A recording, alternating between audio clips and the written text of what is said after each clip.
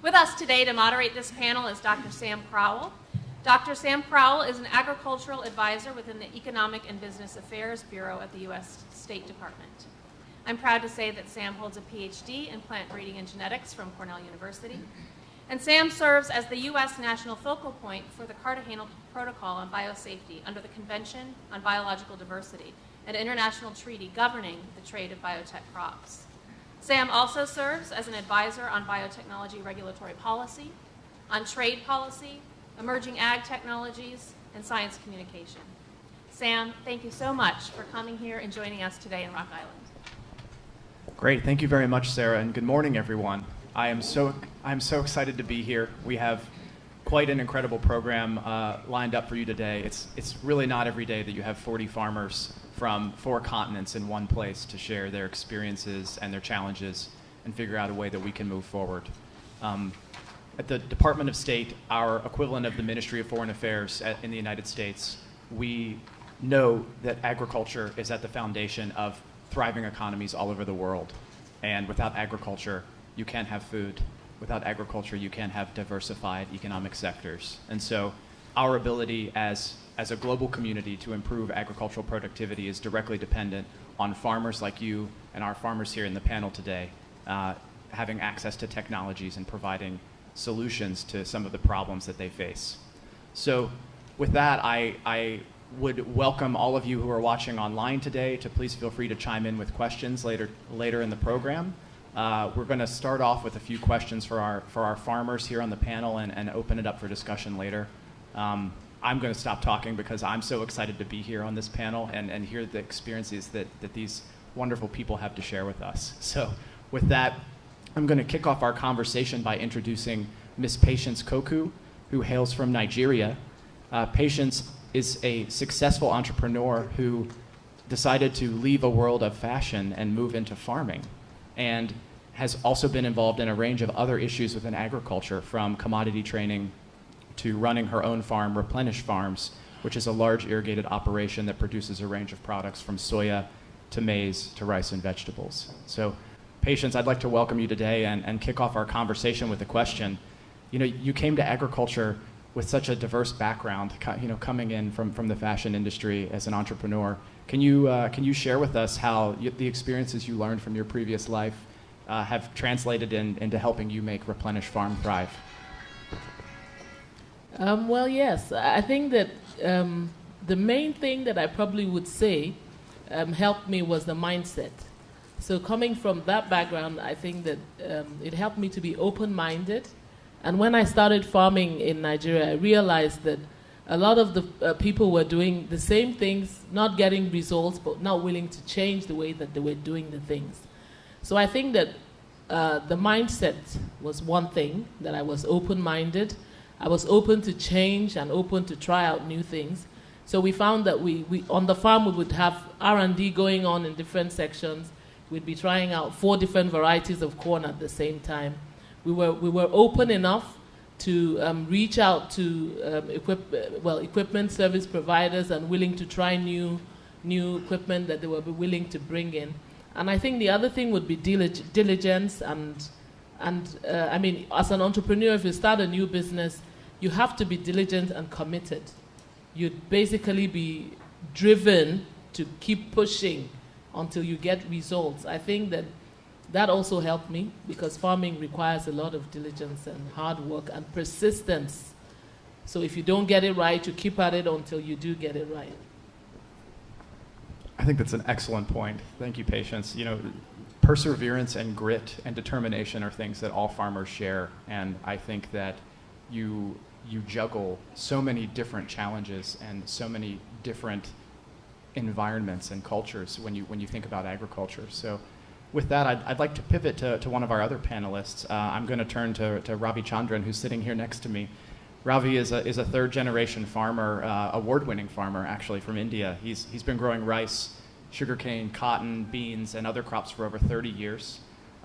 Ravi is a strong advocate of technology, and he's founded the United Progressive Farmers Forum to help farmers combine resources, bridge gaps between the farmers, all the problems that you face, and connect more closely with food processors and consumers. So Ravi, with that extraordinary background, could you speak a little bit to some of the experiences you faced in India? You know, India has a wonderful public sector of research and development and a lot of exciting technologies being developed. Could you speak to why some of those technologies haven't yet reached farmers? Yeah, as you rightly said, in India, we have some of the most intelligent scientists working in public sector institutes. So they have been doing tremendous work in biotechnology. We have Indian Council of Agricultural Research, which has developed a lot of GM crops. But however, they are in the cold storage for not for any, we haven't received actually farmers, we are yet to access that GM crops because not for any scientific merits, but due to various political reasons. For instance, ICAR has developed C4 rice, and Indian Institute of Pulse Research has GM BT pulse, BT black gram and BT green gram, and Indian Institute of Millets, Millet Research Institute, they have developed GM sorghum. Like that, I can quote number of GM crops, but they are confined to the lab only, where farmers are yet to get access to it. See, the classical example is GM mustard. So India, we import nearly $12 billion worth of GM canola from Canada and Australia. So we are the one of the major consumers of GM canola oil. But however, our farmers are denied access to grow GM mustard. So GM mustard is developed by one Dr. Deepak Pental in Delhi University, which is a public funded institute. So it has passed all the critical regulatory tests, and it has all field trials have been done. So it was actually Genetic Engineering Appraisal Committee, which is the scientific body of scientists under the Ministry of Science and Technology. It has vouchsafed this GM mustard. So it was about to be released. But nevertheless, it is strange thing that in India, GM crops, the final say is only from the Ministry of Environment and Forest, not from the Ministry of Agriculture, not from the Ministry of Science and Technology. So the Ministry of, so in last May, GEAC, Genetic Engineering Appraisal Committee, it vouched this, recommended this GM mustard to be released for the public. But the Ministry of Environment and Forest, so in October, he just, by stroke of pen, he just rejected this technology, not for any scientific merits, because he says there is representation from the environment concerns about this GM mustard. That's why our farmers, while we are consuming GM canola oil, the people of India are consuming GM oil, but we are not able to grow the GM mustard. Similarly, BT brinjal also. BT brinjal, similar case. In 2010, it was approved and it passed all the regulatory tests. It was, besides one private sector company, two agriculture universities, namely Tamil Nadu Agriculture University and Dharwad Agriculture University in Karnataka, they developed their own BT brinjal. So it passed all the regulatory tests, but it was negated by the then Minister of Environment and Forest. So he imposed a indefinite moratorium on BT brinjal. So this is the scenario in India that is prevailing. Great, thank you, Ravi. I think that you're hitting on a really important point, which is that it doesn't matter how much research and development and energy goes into developing a technology if there's a policy framework in place that prevents those technologies from actually reaching farmers. And so with that, I think I'd like to pivot and ask a question of one of our other farmers, Andrew.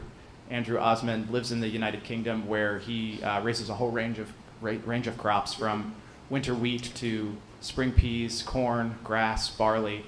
as well as beef, cattle, and sheep. So incredibly diversified portfolio. Andrew, as a farmer in the UK, you're in an interesting time in the world. You know, the United Kingdom is moving towards Brexit, and there are some questions out there on how the UK is thinking about biotechnology and access to technologies now that you are leaving the EU. Could you speak a little bit to that scenario and what farmers may be faced with in terms of options or challenges? Yes, thank you, Sam. I will come to the question you've asked when I've had a little time to think about it a bit more. But firstly, I'd just like to say a couple of thank yous to Cornell University and the Alliance for Science and the Global Farmer Network for giving me this opportunity to come and meet all these extraordinary farmers from around the world. A farmer from the UK may not have been the first choice to have come on something like this, but it's an extraordinary moment to meet new farming friends who have similar values, and it's just been an extraordinary week.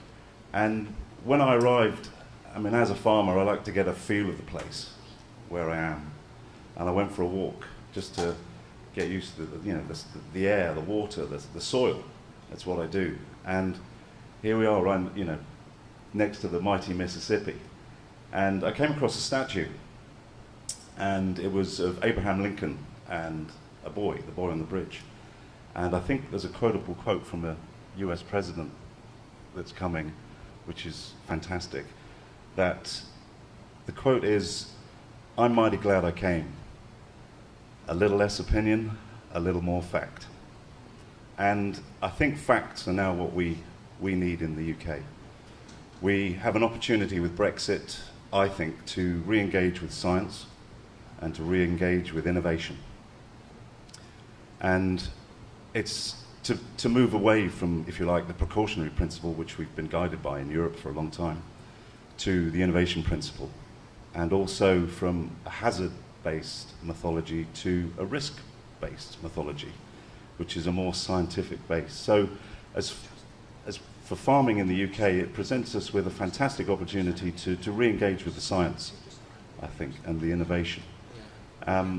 Whether we will actually be growing GM crops is a very good question, but I think the UK is well placed, in particular with research and development. We have a fantastic history of science in that respect with our universities and colleges. So there will be two-way traffic between universities and farmers, which will be fantastic, and we'll be able to actually have an input into what science we want as farmers, as well as what science is coming from the universities. That probably doesn't really answer the question, does it? No, I think you did a great job answering the question, actually.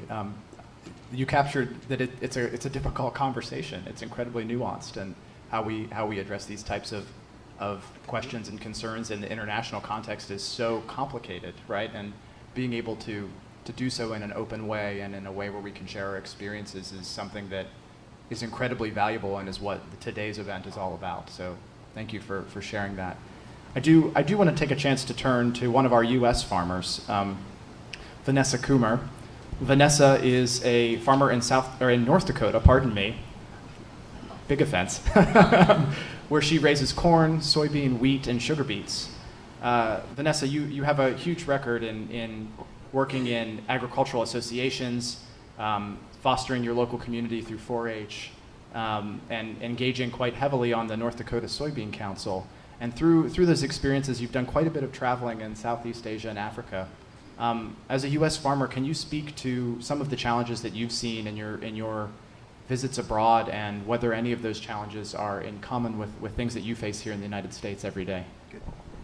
Thank you, and I also am so pleased to be here and so honored to be able to speak to different farmers. I was on the United Soybean Board for 9 years, and the United Soybean Board is a commodity group that is very supervised by USDA, but it's all of us as soybean farmers pay in a portion of every dollar that we get when we sell our crops. And that money is invested by the United Soybean Board and by half of it by the United Soybean Board and half of it by the councils in each state. So this goes to research, development, opening new markets, and all of the things that help U.S. farmers make a profit and improve. We also have benefited by the land-grant universities. They were established years and years and years ago, of course, but that's where the Extension Service would help farmers as they were beginning, and before we had all the technology that we have now to just, what do I need to do? I'll just Google it. That gave a great base to U.S. farmers. When I've traveled around, not only to Southeast Asia, but also to the UK, and it was interesting hearing from the UK farmers. They were so jealous of us because we had Roundup Ready sugar beets. Sugar beets is a crop that if you have a weed issue, it's incredibly difficult when those beets are very little to control the weeds. And our yields have literally doubled because of the technology and not having to go out and set your crop back by using a wide range of chemicals and having to be in the field 2, 3, 4 times every week for the first month of the growing season. So that was one of the things that, as a farmer, we noticed the biggest difference in. So it's very hard for me. It's not completely black and white, but almost, when it comes to biotechnology and the tools that it gives us as farmers. To me, it's almost immoral for people to be spreading lies and falsehoods about it and scare tactics, because it is a safe tool. It's been proven. Any new event that comes out will also go through extreme testing and vetting. And so, the conversation for me gets frustrating sometimes because it is so black and white. It's like it's safe, it's been proven, and I don't understand why you have the issues with it. So most of the farmers that I have visited with when I have gone, I've been to South Africa and Ghana, I've been to China, and the farmers there want the technology. It's the governments and it's the scare tactics of public opinion that sometimes go against us. But our farming has changed a great deal over the last 20 years because we've had the use of these crops. And the interesting thing is that this year, our corn crop is 100% non-biotech. It's just conventional corn. But we have had the ability to clean up fields, the ability to move to no-till or minimum till because of the use of Roundup Ready in the early stages. And so I always just wish for other farmers around the world that they could have this technology. When I was at Parliament in the EU, there were some South African farmers that were there that were very upset because they felt like some of this technology was being withheld and from them because of just opinion in politics. And so we have those challenges, but to withhold those tools, especially from smallholder farms in other countries, I think is just wrong. And I hope that the facts, as Andrew said, get more facts out there and better discussion, and I think that it will help everyone. Great, thank you for sharing, Vanessa. I think you raised a lot of good points. One of your early comments actually teed up a question in my mind. You made a reference to technology and how exciting it is to be working in agriculture now. And one of the things that I think is true of many technologies is that young people are the first ones to be enchanted with new technologies and solutions and figure out a way to leverage those technologies, right? So with that, I want to pivot to one of our panelists who happens to be a young farmer, Rodney Keeley. Rodney is from Kenya, where you grow maize, barley, wheat, and sunflower with your family, your father and your brother. You've recently moved into some mechanization operations around dairy, and you've been doing some value-added operations, milling your own maize and selling products after you've harvested and milled. Sounds like you have a lot of really exciting things going on, Rodney, and I would be curious to hear a little bit more. How have you been using technology to help your family's farm succeed? Well, thank you so much. It's an honor to be here. Coming from a background of parents who've been farming for the last 20 years, farming to me came as a calling at an early age. I mean, during the school holidays, together with my brothers, we prefer to stay at the farm, assist our parents with work, and it is during this period that I was able to learn the important values of hard work, determination, and our sole duty as farmers to provide food for the country. And someone once said that once in a lifetime you need a doctor, once in a lifetime you need a policeman and a lawyer, but every day, 3 times a day, you need a farm in your life. So that was a huge motivation for us. Deciding to venture into farming was because agriculture as a resource in our country and Africa as a continent, it's a resource that hasn't been fully utilized. I mean, it's able to offer so many opportunities to people, especially the young people, whereby they could be able to make a decent living for themselves,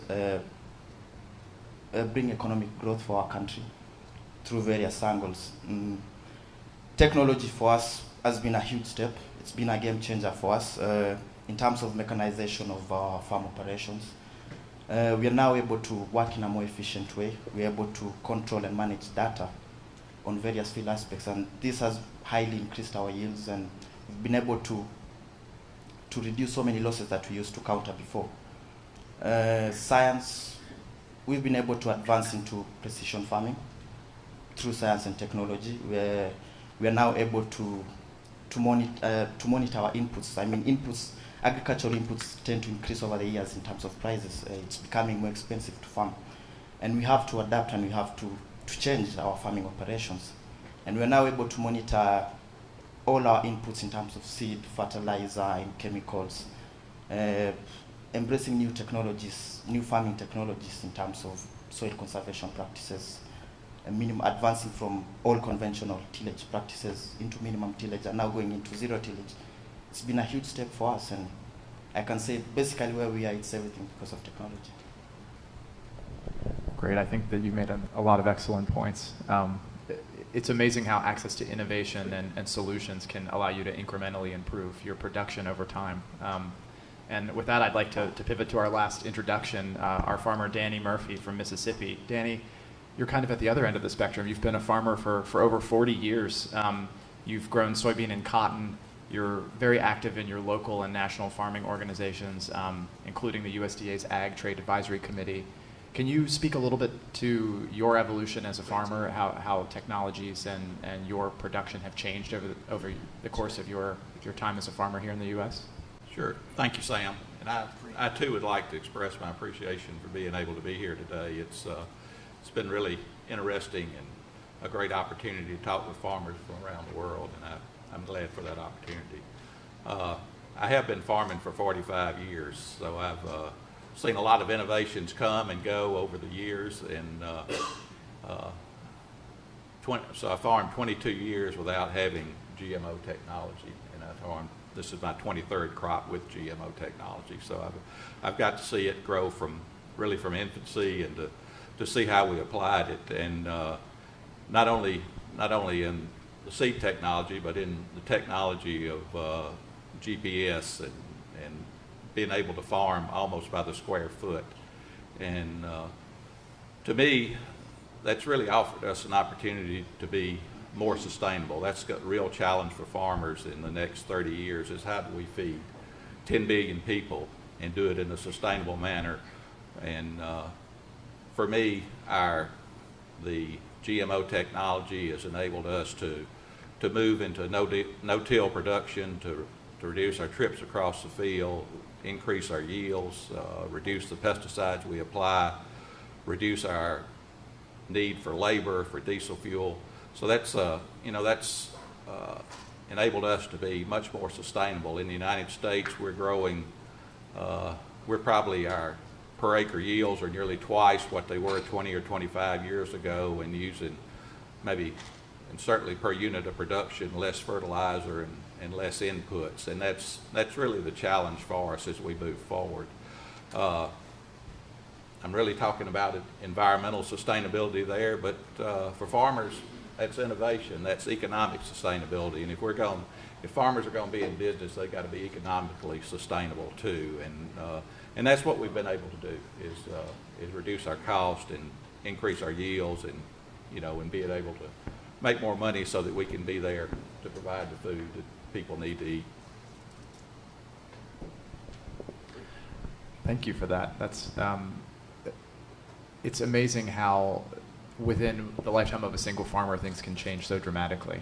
I mean, 2 times the yield in 20 years is pretty staggering, and it's thanks to technologies and access to technologies, right? So I will say one of the things that strikes me seated up here with you on the stage today is the range of experiences and the diversity of approaches you all are taking.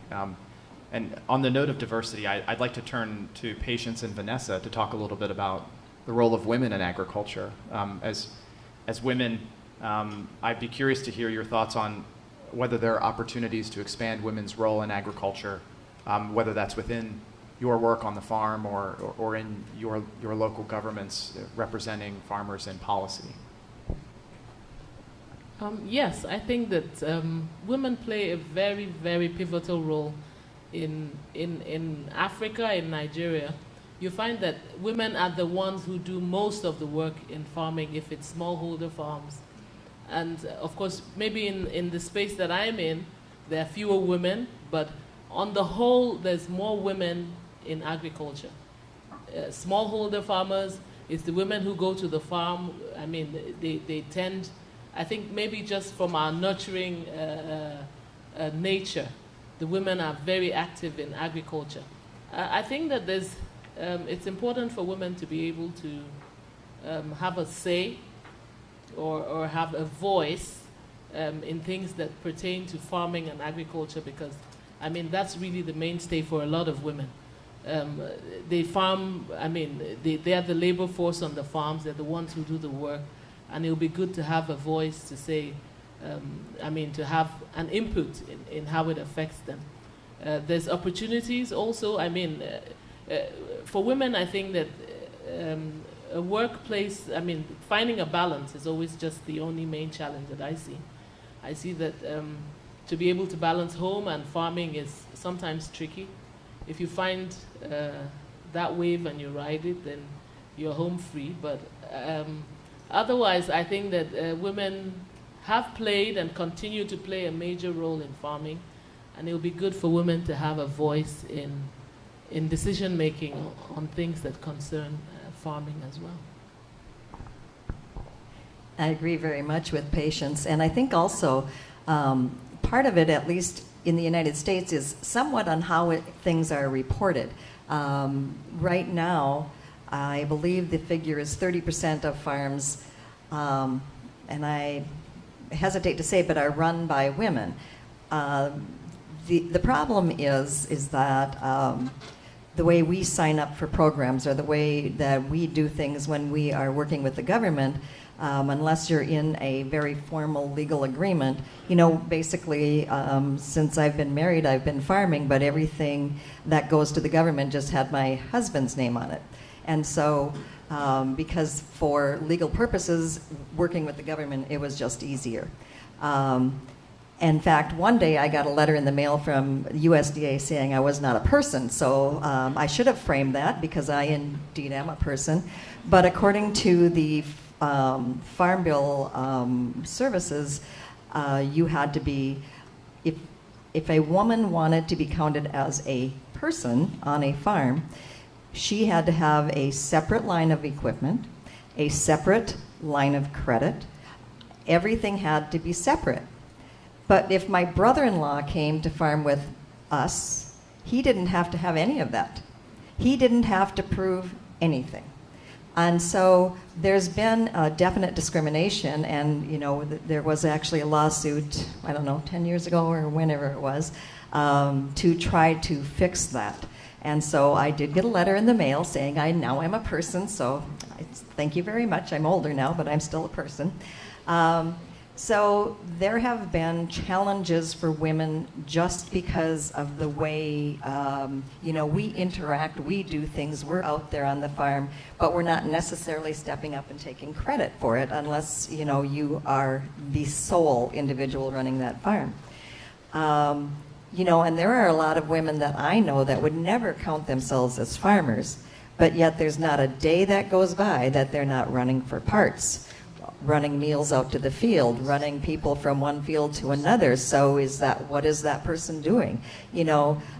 So your role in farming can vary a great deal, but the women are usually not counted, at least in the United States, when it comes to that. So that also makes it a little difficult when we try to step up and be a part of the commodity groups.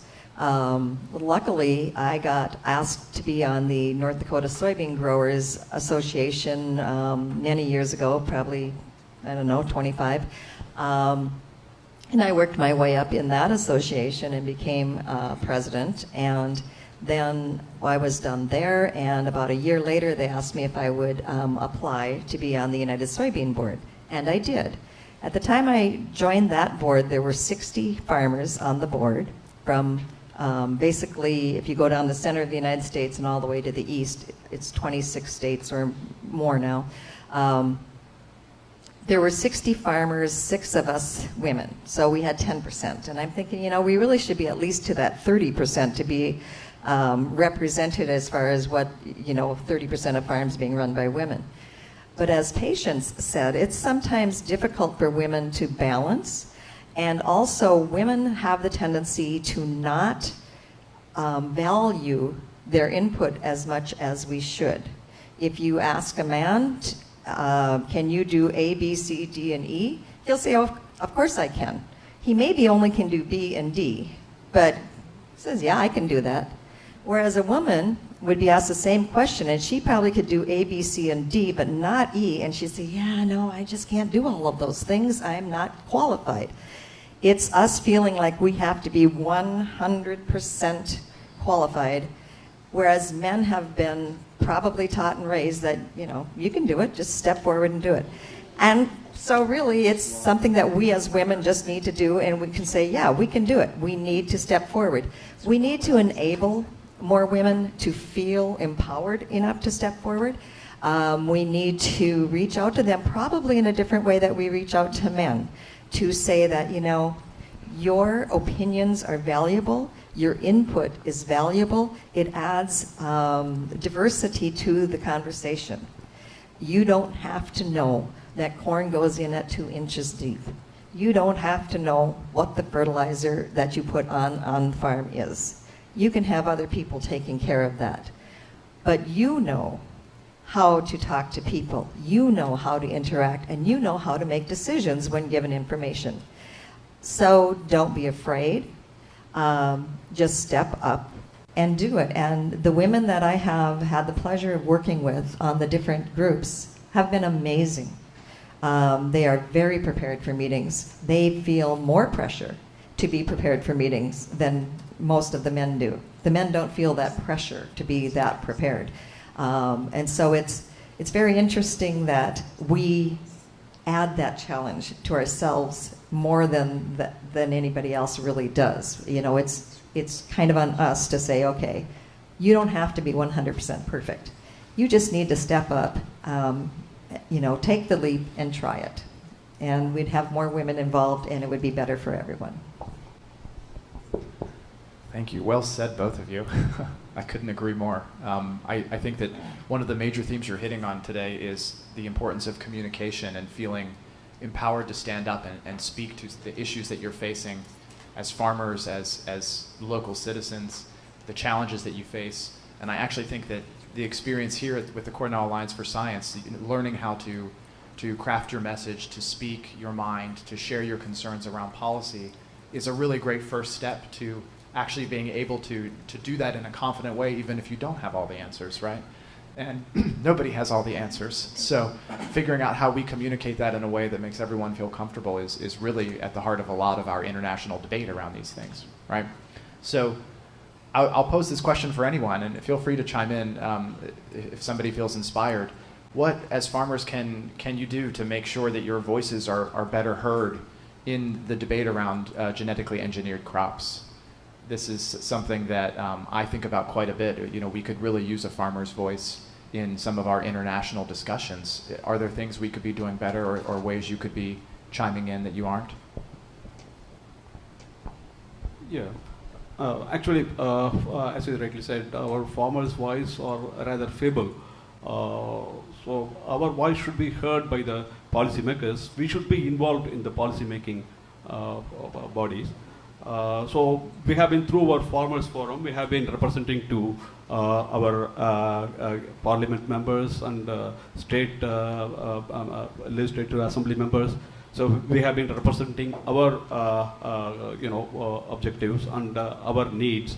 Nevertheless, actually media coverage is one thing. They cover only the other side of the story. So not if Ravichandran gets say 16 quintals or 20 quintals per acre, it doesn't make any news. If someone says some fictitious information or misinformation, that makes the news. So media should concentrate on focus our interest as well. So this is something, and policymakers must involve farmers as well in the decision-making process. Okay, yes, I think that one of the things that has happened to me since I got, since I met Cornell Alliance for Science, is that, I mean, I've known about GM, I've known about the technology, but I think maybe just as farmers, you never really get involved in knowing the reason why you don't have it. So I think that what I've been able to realize is that as farmers, we have to go out there and find out the reasons why these technologies exist. They are life-changing technologies. They could transform the ag sector in collaboration with other things that are available to us, and just be able to step up and go to whoever needs to be spoken to, go to whatever office is handling what, if it's the seed companies, if it's policymakers, if it's farmers have to engage. And I think that that's one of the things that, I mean, I'm geared up, and it's almost like, look, the time is ticking, and we're just sitting down and waiting and hoping that someone, because the truth is, like I was sharing with someone earlier on, when you're a farmer, if you make an investment of $100 a hectare, when you do get a harvest and you lose money and you get back $50 per hectare, you lose $50, but you have to sell your crop. So someone gets food to eat, but you made a loss. So the reality is, if something is there and it will help the farmer to get the crop out better, to get more yields, to make life easy for everybody. We have farmers who die from poisoning from chemicals that they spray on the fields. If any of that can be helped, then the farmers have to come into farmer groups. Before the training, I was just not keen on joining major farmer groups in Nigeria. I just thought, oh, it's a lot of politics. But I've been talking with some of the farmer group leaders that are here, Nana, and I'm ready to sign up, because I mean, if there's a way to get the message out there, then farmers have to be at the fore, not waiting at the back for something to happen, but we have to be in front. Well, I think I'd just like to add to what Beshita said, because coming together as farmers, our voices can be heard if we come together, because we all share similar problems. It's not only the farmers, but our country in more danger than ever, because we're ending up using more pesticides than ever. We are pumping too much money in chemicals, and everything is dangerous for us now. And coming together as farmers to voice out our similar problems could be a strength for us. I think that we have some great examples of commodity groups in the United States. Danny was with ASA, which is the American Soybean Association, and that's a group that gets to lobby to Congress, and so we get a voice in DC because we have that organization. the United Soybean Board covered more of the research, development, trade, things like that. Working together, really benefits the farmers. And we also have corn and rice and sorghum and whatever. Almost all of our commodities have a group that represents them, which sometimes leads to problems because they don't always have the same vision. And so we have been chided by the government to say you need to come together and figure out what you want in the Farm Bill because you're too small. It's 2% of the population that's being represented. So if you come with 10 different voices, that's not going to help you. And then also as a citizen, I have the freedom and the ability to talk to my representatives, and I think that has been very important.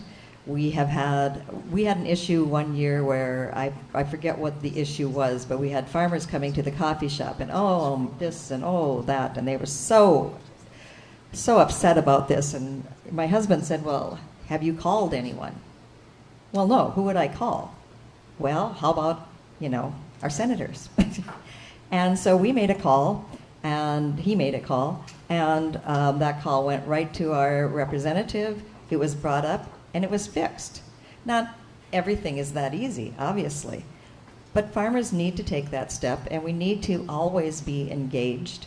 We need to be engaged with consumers. There again, my husband is one of the best spokespeople that you'll ever see because he'll be sitting there and, they'll start a conversation, and it's amazing how sometimes it's with like 3-4 women. I don't know, that's the greatest thing, but he'll have this conversation and he would talk about what I'm doing on the United Soybean Board and that we were farmers, and pretty soon it would lead to biotechnology or other things. And he was able to have this conversation with people who then were looking at him like, "Oh, that's not what we've heard." And as Ravi said, no, that's not what you hear, because why would the news cover that it's all safe, it's all good? Why are you worried? They're not going to cover that. And so being out there, speaking for ourselves, not being defensive, and using words that people can understand, because, sometimes we use words that they don't understand, or we try to be very scientific, and it's but just standing and having conversations, and we have found that that's very effective. We definitely need it to be more broad-based. Great. I think those are all really excellent points, and it raises a question on my mind for the group. But I've particularly had conversations with Andrew and Danny about this. In speaking to technologies and different agricultural approaches, we seem to have a bit of a disconnect internationally and domestically here in the U.S. between organic and conventional approaches of agriculture. Can you speak as a UK and a U.S. farmer to the discrepancies, how we are not accurately characterizing that maybe these two types of agriculture aren't so different after all? I'll go first from the UK. Wow, good, big question. But a very real question. It's a serious issue. I think the organic movement or philosophy in the UK is very much aligned with conventional farming. We agree on nearly everything, but it's very, this is my view, obviously. But as a farmer in the UK, I'm quite confused and conflicted just where I sit with what's coming. With GMOs and the potential access to the science and innovation that's coming, because where does the organic movement sit with that? And I don't understand when it happened, where the organic movement became the anti-GMO movement, because it seems to me with the science that's coming, they could embrace it all, and they seem to be relying on yesterday. Yesterday's science seems to be okay somehow, but today's and tomorrow's doesn't, which is just illogical. But when does logic ever come into it? Sometimes when emotions are running high, especially with food. But the facts are there. The facts are out there. The studies, the research has been done, and whether you're organic or whether you're conventional, or whatever, we're farming, and we all want the same end. We've all got the same ends, the same aspirations. So it seems to me the question really is, in a way, when it comes to food production and feeding 9 or 10 billion, I think we can, because as farmers we have always answered the call. And as Norman Borlaug says, as we all know, is take it to the farmer. And we've done that. And we should be celebrating what we've achieved as organic farmers and farmers. But where we go from here, I think the organic movement almost need some sort of help to sort of get back on the bus and, okay, let's use all the science, let's use all the innovation, and feed the world and be allowed to feed the world as well. All right. Good answer. And and that's and I agree with certainly everything you said. As a farmer, I don't have any problem with someone growing organic or conventional. I think it's up to each individual farmer to farm the way that he's comfortable with, what he feels like he can, is best for his family and his farm, and certainly, there are a number of organic farms in the United States. A lot of the procedures they've used, we continue to use them in conventional agriculture, whether you're using cover crops or rotation or manure as fertilizer. So we're using a lot of those same practices in conventional agriculture. I guess my problem with organic agriculture is the activists you see saying that organic is no pesticides, which is not true. They use a lot of different pesticides. They just don't use synthetic pesticides. And that's, that's to me is a significant difference that the story's not told. And so you continue to see companies with misleading advertising about what organic is, and and I guess that leads me back to how a lot of people view GMOs is by implying that there's something wrong with GMOs. They're trying to sell organic produce or organic food, and we're all in it together. We're trying to feed people around the world, and we should be working together. Yeah, I think those are all excellent points. Again, you guys are, it's amazing to hear you share your experiences and reflect on such complicated policy questions. This conversation around pesticides never seems to go away. It's kind of a necessary evil for a lot of agricultural systems when pest pressure becomes so strong that the only solution is a chemical one. And so I would like to circle back to one of Rodney's points earlier, which was use in Kenya have been seeing an ever-increasing use of chemical pesticides to control pests. Could you reflect a bit on why that may be the case? I know we've talked a little bit about new pest pressures in Africa, both patients and you and I have. Is this related to things like the fall armyworm that are our new reality for farmers in Africa? Well, climate change has been an issue for us. The ways that we've been farming the last 4 or 5 years now is totally different. We have new diseases coming in. We have infections, and fall armyworm has been the most devastating one. You look back at 3-4 years ago, farming was easy for us. We would do, in a season, we'll do two sprays, insecticides. When fall armyworm came in, the chemicals that we used to use before, like the normal acephate, it's a hard pest because it's highly adaptable to these chemicals. And new chemical compounds have been coming in. They're more expensive. We have to rotate in between different chemicals. We have to increase our sprays from 2 to 6 sprays. This has highly increased our cost of production. And I will say that the quality of produce that we used to do years back now is totally different. We are pumping in more pesticides than ever. This is more expensive for us. The food is not consumer healthy as before. And if we had the access to new technology, new crops that could be able to be planted in these conditions, it would be good for us. May I add something? When I first started farming, we did not have BT corn, which takes care of rootworm and corn borer. And we would use this chemical called Counter, which was was very toxic. I mean, it is where you need full gloves, face mask. The powder would float around you and get all over things, and it's very, very toxic. And it's toxic in the ground. When we would plant sugar beets, if we had to add counter, we had to make sure the counter was off to the side enough that it didn't touch the beet seed because it would actually affect the seeds. And then if we had later pests like, armyworm or things like that, then we would have to spray another toxic chemical over the top, which would kill everything that was small, so it doesn't discriminate between your armyworms and your butterflies and your good insect, your helpful insects.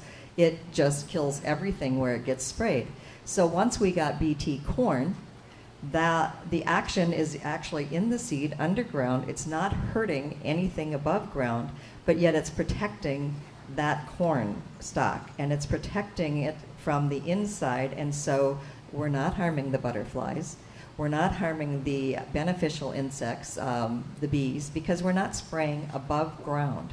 And so that was, to me, a huge development. It was healthier for us. A lot of farmers get cancer, and it's because of the different chemicals that we used to use, and now we have moved on to safer chemicals, chemicals that do not stay in the soil as long, and chemicals that we're not having to spray above ground to kill indiscriminately. Yeah, so I think going from what Vanessa was saying, I think the first incidence of fall armyworm we had in Nigeria was about 3 years ago, and we were ill prepared. It was, we got scientists say, oh, it's stem borers, and we basically sprayed everything from, there were local farmers who sprayed rat poison on the corn. And the truth is, we were saying with Rodney that you could go from anywhere between 2 sprays and 10 sprays. And the fall armyworm hits from when the crop just sprouts up to when you have the cubs to the silk. So it's just a continuous process. And when you think about the risk to the farmers who spray the chemicals, the cost to the farmers, and you imagine that there's something like WEMA, which would solve the problem, and it now puts more pressure on the fact that we have to do all we can to get what is available for us with biotechnology to help. And the truth is, when people talk about GMO in Nigeria, you will hear people say things like, it's not safe, or you spray, the chemicals are toxic. And the truth or the fact is you will spray less, and then it's safer for consumption. So we're currently doing a system that is not safe, and we're running from something that is safe. So it's just being able to get the truth out there and realizing that what we need is to get the safe seeds so that we can protect ourselves more. I have been growing BT cotton. I have been growing cotton since 1986. BT cotton was introduced in our nation in the year 2002. So from 1986 to 2004, though BT cotton was introduced in 2002, I started growing BT cotton only in the year 2004. From 1986 to 2003, that was a nightmarish years for me. So I have been spraying, I was spraying all kind of insecticide. Every week I used to spray 3 or 4 different chemicals. So on Monday I'd be spraying X, on Tuesday Y, Wednesday Z, and again different combination, permutation combination, X and Y, X plus Y, and Y plus Z, X plus Y plus Z, all kind of chemical combinations. So the pests develop resistance against all kind of insecticide, chemical insecticide that was available in the market. So it is really fortunate thing that BT cotton, we had the opportunity of growing BT cotton. So sadly, that is the only GM crop available in India. Ever since I started growing BT cotton, my pesticide spray tremendously it got reduced. In fact, I refrain from spraying any insecticide even to control sucking pests. So BT cotton is meant only for these bollworms, not meant for sucking pests. Since I refrain from spraying any insecticide to control bollworms, so the insect predators like coccinella, that is ladybird beetle, spiders, so all such they took care of the sucking pests. So I never I spared these non-target insects. They took care of the sucking pests. So that is one of the incidental advantages of BT cotton. And again, I adopt all kind of integrated pest management, like having color light trap, pheromones, all such things I used to have. Now, so this is besides the cotton. So those days, BT cotton, those days prior to the introduction of BT cotton, the total consumption of pesticide in India, 50% was consumed only for cotton. Now it has tremendously reduced. So it is that is the best example of the effectiveness of this technology. I guess I've got a similar story. I was growing cotton then in 1995. We had fall armyworm and other Lepidopterous pests come in, and we spent probably 3 or 4 times the money trying to control those pests, probably 15 or 20 sprays that year. I had one 20-acre field of BT cotton. It was a trial, and it made twice the yield with about a third of the input cost on insecticides. The next year, 96, Monsanto introduced BT cotton to the whole cotton belt, and I think previous to 95, they were expecting a market penetration or a market share of like 10 or 20%,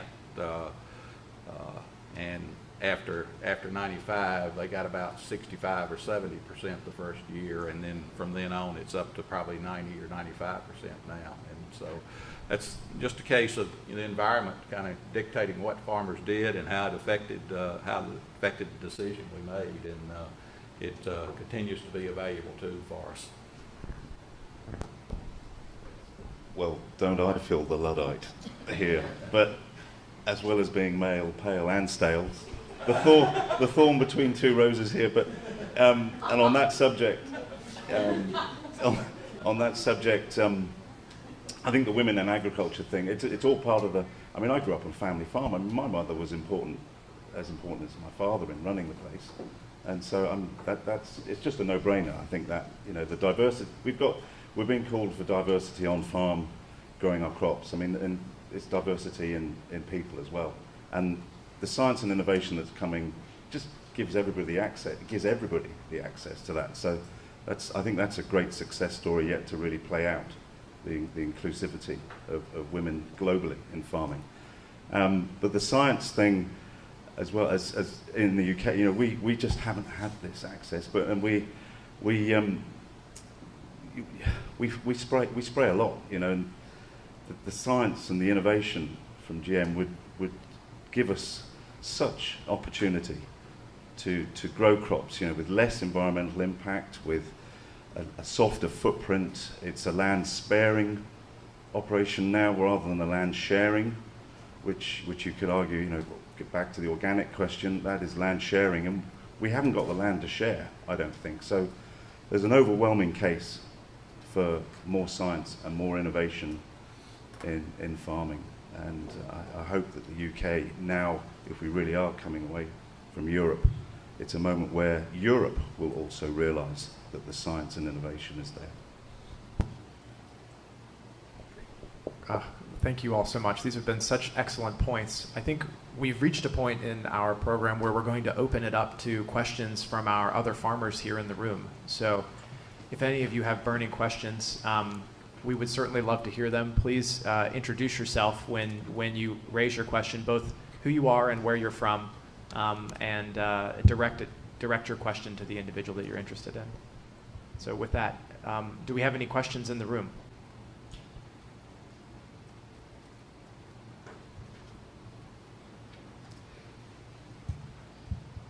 Good morning. My name is Michael Lopez from the Philippines, and as I joined this team of different people from different regions, countries, I learned that we have a common problem. So the problem is we're not able to get the GMO seeds to the hands of the farmers due to the policies. So I would like to ask our farmers from the U.S. if what challenges did they encounter, or are there challenges? What did they do to have those technology available to the farmers? One challenge that I would say we had or have is that, and this is something the commodity groups worked with, is that the companies can put out the technologies sometimes faster than the global market will accept them. And so that has been about our main challenge as far as being able to use some technology. We've had a couple of major events where one of them was not accepted by China, which of course is a major market, and so it ended up where we had corn that was not able to just be sold into the market because it had to be kept segregated. And so sometimes for us, it's the global acceptance because of our trade being so important. In North Dakota, almost 100% of our soybeans go over to Southeast Asia. And it's well over half anyway, like 75%. And so we need acceptance in the major markets for whatever we are going to plant on our farms. As far as farmers being able to get the technology otherwise, it's not an issue. When it came to Roundup Ready sugar beets, the first year that it was available, we were able to do 50% of our crop only. And then the next year, we were able to do 100%. And it was almost immediately every farmer did 100% because of the ease of keeping weeds controlled. So really, to me, it's the international market that is the biggest struggle. I think as U.S. farmers, we were fortunate when Monsanto and the other technology providers began to introduce the BT crops or to the GMO crops. There was not much public awareness of what those crops were, so you didn't have the anti-GMO or the activists complaining about, or appearing before the EPA or USDA complaining about, about those crops. So we were fortunate to get those in place and continue to grow them. And certainly what Vanessa said about market acceptance around the world depends on, what crops we get to grow. The dicamba beans, 2,4-D beans, there are several other soybean varieties that have been slowed. They've been ready to go to the market for probably 5 or 6 years, but we've been waiting on market acceptance from China or from EU to be able to market those. So again, that is a significant problem. Another part that I think is because of such a regulatory burden in the United States or most other countries when you're trying to approve a GMO crop, it takes, I think, an average of 8 to 10 years to get a crop from, from submission to getting it approved, and probably $130 to $150 million to go through that regulatory process. That it's really shut out any kind of innovation from maybe universities or entrepreneurs. Today the technology is, it's not really that complicated to be able to introduce a gene or to alter a crop, and so because of that expense, it's really limited to those big companies to be able to do that. we had a more streamlined process, there's no telling what kind of innovation we could see or what different kind of traits we would be available to farmers. Great, thank you very much. I think we have another question here in the room.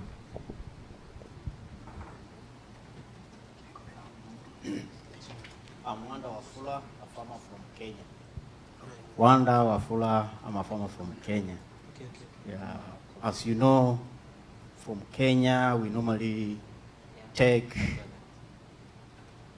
follow the suit of the Western world to initiate our changes.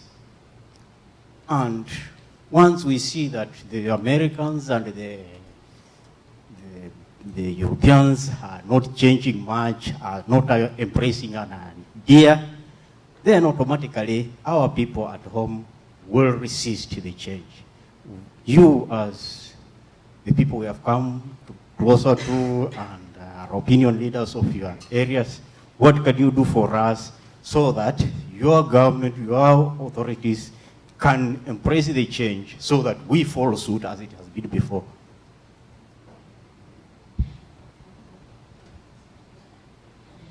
Me? Okay. Wow, what a question.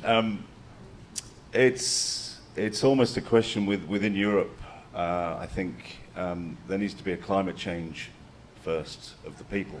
I mean, you could argue we've got one climate change already. We're good. We don't need another. But the climate change needed is the attitude of the public and the politicians within Europe to re-examine the science and look again. And who are we in the West to deny you the access? Really, in my mind, it's. I think you said earlier, Vanessa. It's morally wrong in effect, but maybe it's not just as simple as that, or it turns out it's not just as simple as that. But I think, as we were saying earlier about what can farmers do. And it's about advocacy, and we have the greatest lady and the woman here with Mary Bootroth over there with Global Farmers Network and promoting advocacy of farmers. And it is about engagement, and it's about collaboration, cooperation, and it's the building bridges, not walls approach, I would say. So we need a climate change in Europe, and I think Africa coming to Europe to say that you need change could be a huge motivational factor for Europe to change. Okay, yeah, we have several questions in the room now. I think first we had here in the center, and then we'll go over to the right.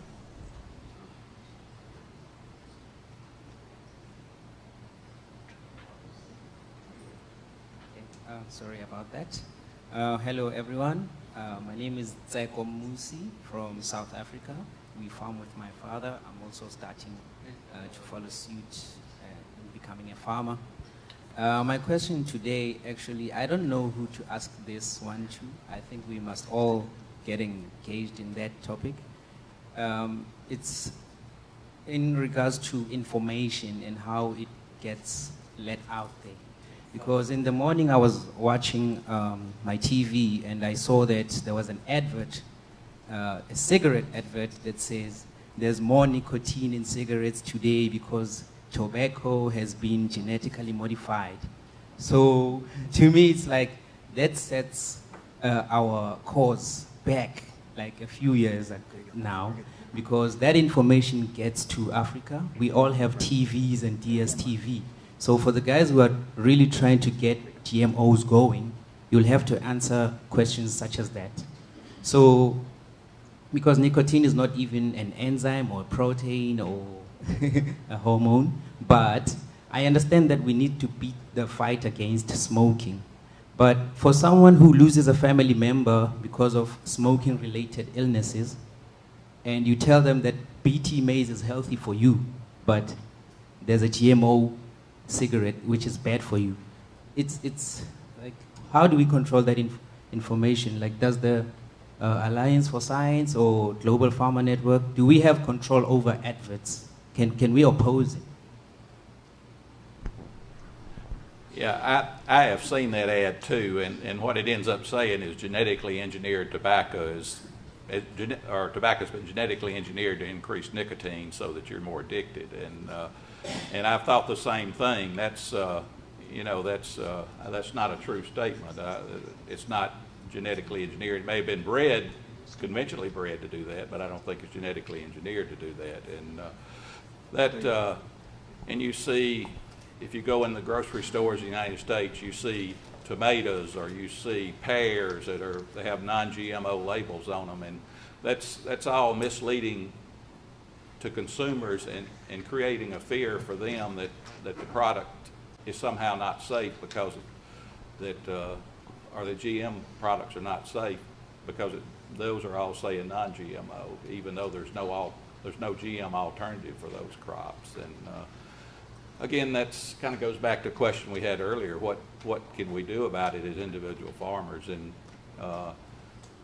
in the United States, there's only 2% of us are farmers, and we have to do a better job of telling our story and making sure people understand what we're doing and why we're doing things. And I guess traditionally farmers have always just said we'll go about our business and we won't have to worry about what other people think. But today we do have to do that. We have to think about where we're doing and reach out to the consumers, reach out to our neighbors, even some of our families that are not on the farm. Most American families are at least 2 or 3 generations from the farm today, and they just don't understand what we're doing. And that's a challenge for us and a challenge for every farmer around the world to be able to say what we're doing and be able to answer people's question that we're doing it at a safe, affordable manner. We've had also in the United States a rise of gluten intolerance. And so a lot of people will blame that on genetically modified wheat. There is no genetically modified wheat. And so, there are a lot of falsehoods out there, and it just really, you can do one-on-one, but how can you spend the money to go out and, just go up against every single statement that's wrong? You get on the internet, they can print whatever they want on the internet, and people will believe it. And it's, you see examples like this all of the time, and it just sometimes takes other people saying, if you see something, say something when it comes to something you know about. Having the conversations with people who say, well, I just can't eat wheat anymore because it's now genetically modified and it's made me have problems with gluten. And it's like, but there is no GM wheat. So no, that isn't what happened. Yeah. So I took a cue from Musi, in later way in telling. So why not see biotech industry may consider nicotine-free cigarette, nicotine-free tobacco using CRISPR technology, gene silencing, so tobacco which is free from nicotine. So that may be a good news for the cigarette smokers. I think the anti-science lobby is the biggest threat today to global food security. And as farmers, in the UK, there's less than 1% of the population of farmers, and we are many generations removed. But we still have to sell our story, and in a way, it's starting with why. It's not what we do; it's why we do it, and we have to somehow engage with the public. When you look at a company like a bit of brand advertising, but Apple. It's not what they do, it's why they do it. And you can buy a smartphone, desktop, whatever, from many other companies in the world, but people don't tend to. They buy into the philosophy. And if we can do that in farming, we will get the public on board, and we will get back their trust. So I think we've got to sell ourselves better in that respect, and be far more open to the science and the innovation. Great. We're going to take another question over here. Thank you very much. My name is Davis Comwe, a farmer from Ghana. Let me first and foremost congratulate our panelists for a very good delivery. Years back in Africa, we used to have just 2 main problems in agriculture, and these were climate change and our politicians. Now we have a third one, which is Abiwell. So another person. So obviously, the only way to go is biotech, that's the GMO. Do you foresee the U.S. in future relaxing their trade policies to allow Africans to penetrate with their assets? I'm asking this because we have the land. So assuming we go back, which of course we are going to do, to preach GMO, penetrate our various governments to allow us to start all over, and we have assets.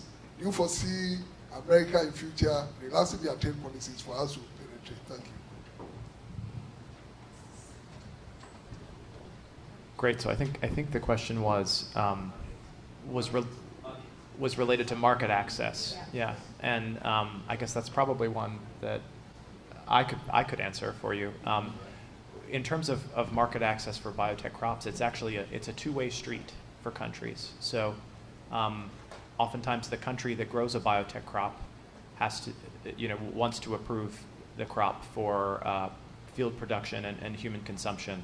And on the other side, the country importing that crop also has to approve before they're willing to import.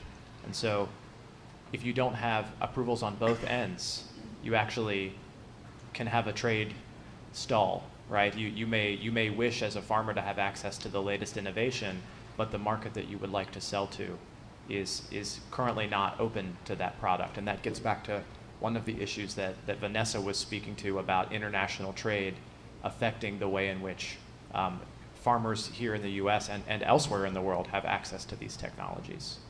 So I don't know if Vanessa, Danny, if you want to comment on that or if that kind of covers it from your perspective. I also have a question from the web, if that would be. I guess the only thing I would add is if it's a biotech event that is already approved in the United States, it certainly wouldn't be any problem in the marketplace. But as he said, the approval has to be on both ends, which is why, we've had to have, if we're selling a lot into the EU, we have to have approval there. For soybeans, we have approval in the EU and China as being our biggest markets, and Mexico. So we make sure that the market we're going to is going to approve what we raise. Great. Well, before we take a question here in the room, I'm actually going to take one from the web. We have a question from the Philippines that's a really thought-provoking one. Successful farmers have the most influence in terms of a voice in their local governments and abroad. How can we help less successful farmers succeed in having a louder voice? How do we give the smaller farmers a bigger voice in these discussions?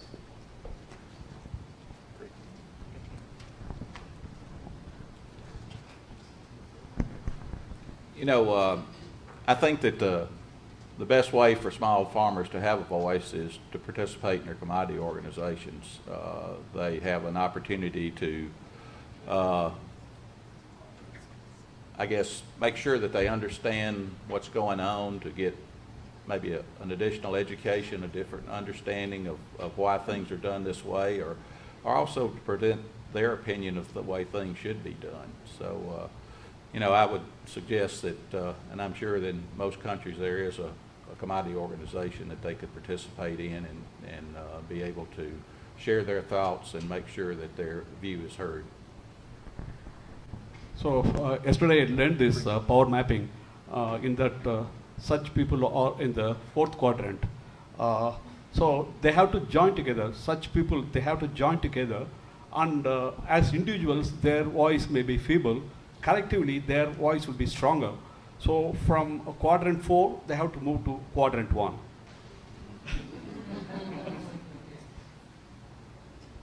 Great. I guess I would also add that what you're doing here is actually a really great first step to giving farmers who have a smaller voice the skills and the tools to go back and actually amplify your message. So the activities you've been doing for the past week, the relationships you've been building, the friendships are things I think will carry you well into the future. So with that, we're going to switch to a question here in the room. Here, right here. Cornell Alliance for Science, thank you very much for this very important interaction. And our presenters, thank you very much for your excellent views. My name is Beatrice Rwachemari. I'm a farmer from Uganda.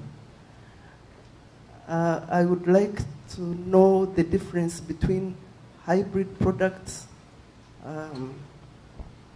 grafted products, as opposed to genetic engineering products. As far as I'm concerned, when you graft, when you get a hybrid, it is some form of genetic engineering. And yet people are more comfortable with eating hybrids, with eating hybrid foods. Yet when it comes to genetic modified products, they are like, no, this we can't touch. So what is the science behind hybrid and grafting as opposed to genetic engineering? Thank you. I think that's a great question. Thank you. I'm happy to give a quick response, and then I can chat with you a little bit more offline. In terms of the range of technologies that farmers have access to, as you said, hybrids, regularly bred crops, genetically engineered crops, there are a range of techniques that allow plant breeders to develop these varieties. Hybrids come from a natural cross between two varieties of the same species. Genetic engineering allows you to take one gene and insert it into the crop that you're interested in using a very precise type of technology by leveraging a naturally occurring bacteria. So without getting into too much into the details, Vanessa, do you want to take a stab as our farmer? One thing I would just say is that the interesting part to me is that when we have genetic modification, it's done very scientifically, it's tested for allergenicity. So if this soybean changes in any way to this soybean when you've changed it, if there's any difference in the allergenicity, it's not acceptable. And the safety. And the interesting thing is through doing a hybrid on your own, you can create a crop that can be very toxic, and yet you don't have to have it tested to go on the market because you haven't done anything, through the scientific market area. And so people have crossed things or have developed things, and they've actually not been safe at all. Whereas biotechnology has to be going through very rigorous testing, and so is much safer. But I agree with you that in the whole makeup of how we've come to where we are, biotechnology is just a more precise way of doing long-term hybrids where we've guessed and tried and experimented. It's just much more scientific, it's more precise. Great. With that, I'm going to take another question from the web. What new biotech traits would you like to see if you could request a new trait for your farm? I'd just like to be able to use one right now. But seriously, on a serious note, I mean, any trait has got to be good, and it's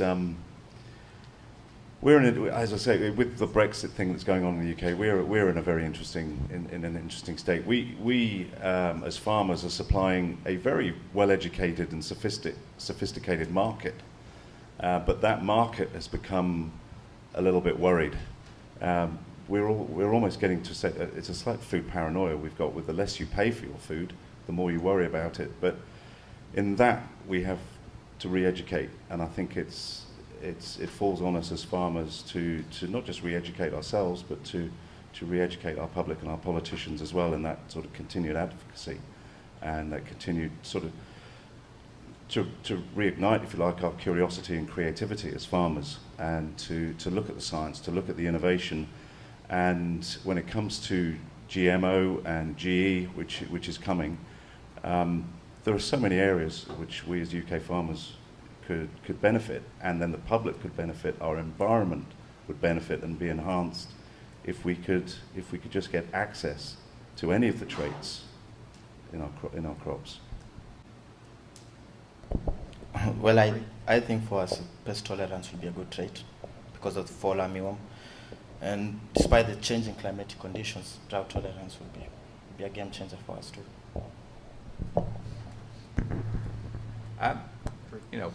Traits that are coming, I guess that I really think would be a great benefit to mankind was some of the greening disease in oranges. If they could do that, that's a tremendous problem around the world.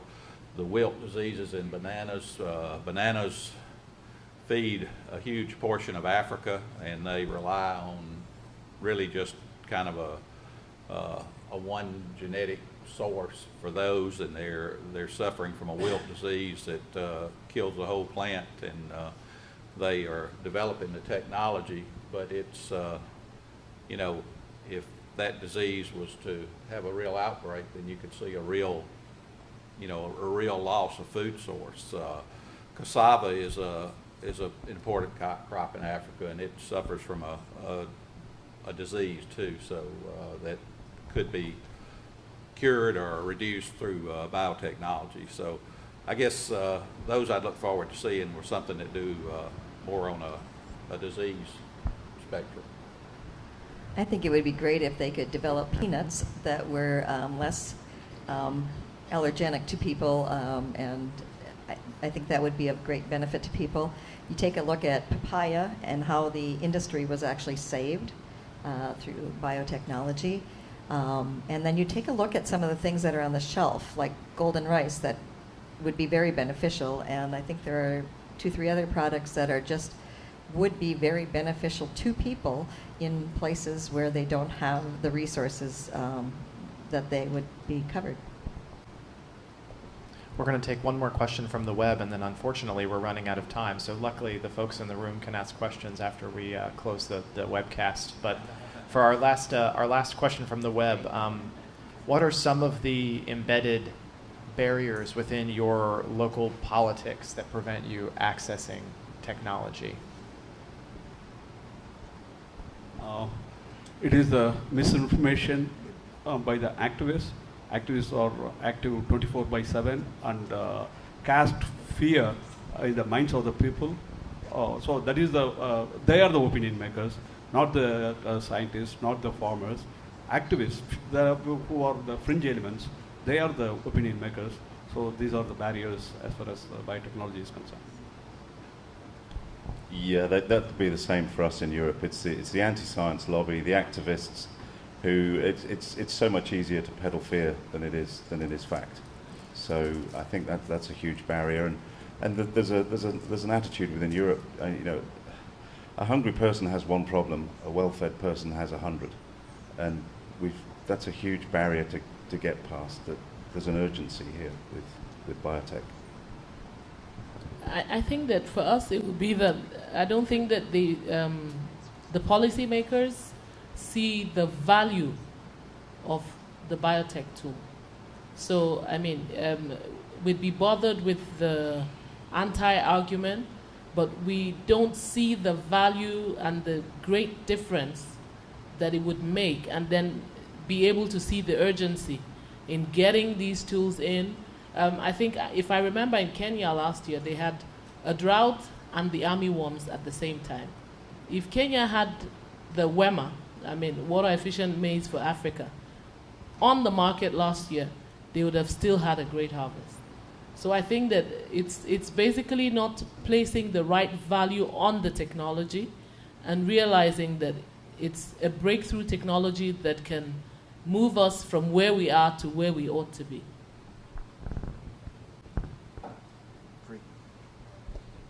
Great. Well, with that, I think we're going to begin to wrap up our panel. I guess my parting question for you, and it's to the group, so whoever feels that they wish to respond, please do so. Going forward, what are your hopes for agriculture in your country, more broadly? So in India, our Prime Minister has fixed target of doubling the farmers' income by 2022. So definitely this can be achieved with the intervention of right kind of technology. There are ever so many technologies, but we cannot ignore GM crop biotechnology.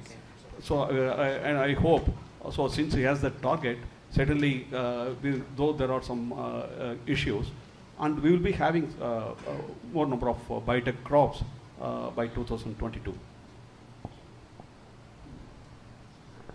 Yeah, I would like to see a Nigeria that's more mechanized and that has access to cutting-edge technology, and where we use science and biotech to improve the lives of the people and grow more food so we can feed ourselves and eventually even export. For me, I'd like to see a Kenya whereby farmers are equipped with the necessary tools and resources to adapt to the changing climatic conditions. The same. I mean, we have a consensus here, don't we? We all want the same thing. So it's having the access to the innovation, because with innovation, it's not we're not going to be able to solve everything in one go, but we continued access to innovation, and the science will give us half a chance. We have a very bright future in the United States. I feel very privileged to be able to be farming in this time. And I look at my son, who is getting close to 40, and he is taking over the farm entirely so that my husband and I can retire and do whatever we want. I have a 2.5-year-old grandson that I really hope will be able to farm the same land that we're farming now and maybe more, and that as he grows up, it's even safer because of the technology and everything that we use. I think every generation that we have had has been safer because of the technology, and it has increased the ability for anyone to sit in a tractor, push a button, and go down the field. Let me tell you, it's great. So, you know, I think we have a very bright future. We just need to get the anti-science it's somehow quieted down a little bit, and it would help everyone. And I hope for United States farmers that we continue to tell our story, that consumers begin to appreciate and understand what we do and why we do it, and that farming and agriculture be recognized for the contributions it makes to our economy and our culture.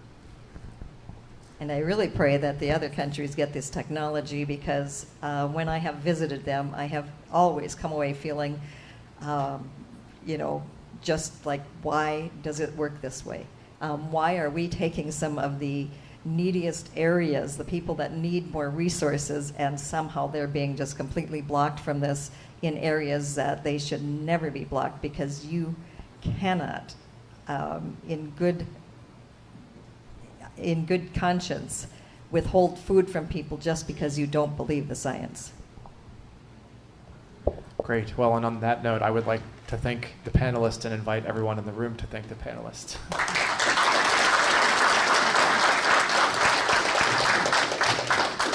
I'd like to thank Sam, our very capable and well-informed moderator, and thank him for coming to spend some time with us here in Rock Island. And I'd like to thank all of you out there on the web who joined the conversation and brought the world into the room here, and all of you participants, and for your good questions. And I encourage all of you to continue to follow these conversations on the Alliance for Science website, allianceforscience.cornell.edu, where you can find all of our social media channels and continue to hear the stories that farmers from around the world have to tell about their need for access to innovations and the way that they're benefiting from these innovations. So thank you so very much for joining us.